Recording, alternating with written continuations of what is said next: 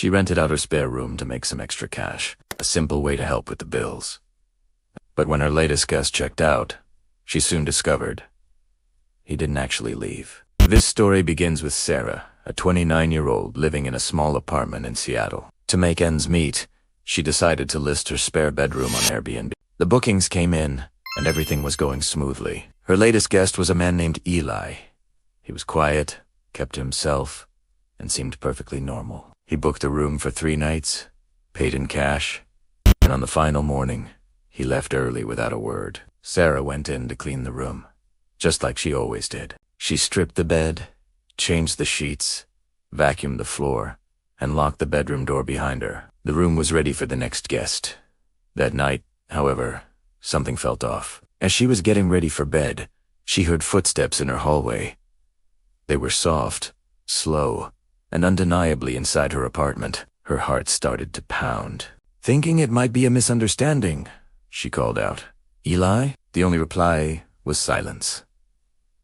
She checked the front door. It was locked. Shaking it off as her imagination, she tried to get some sleep. A few nights later, Sarah was jolted awake by a sound. It was faint, but unmistakable. The rhythmic, quiet sound of someone breathing.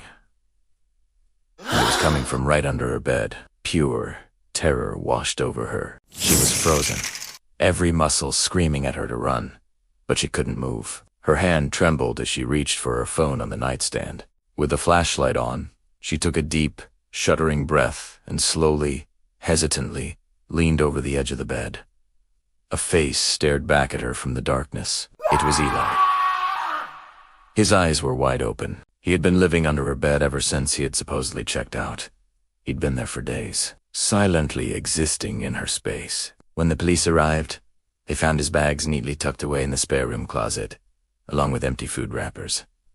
But the most horrifying discovery was a small USB drive. It was filled with videos. Videos of Sarah sleeping, filmed every single night since he was meant to have left. Sarah moved out the very next day, unable to spend another second in that apartment. Weeks went by, and she was just beginning to feel a sliver of safety again when an email notification popped up on her phone. It was from Airbnb.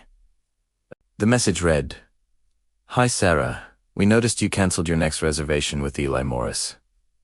Would you like to rebook?" She deleted her account and never rented out her space again.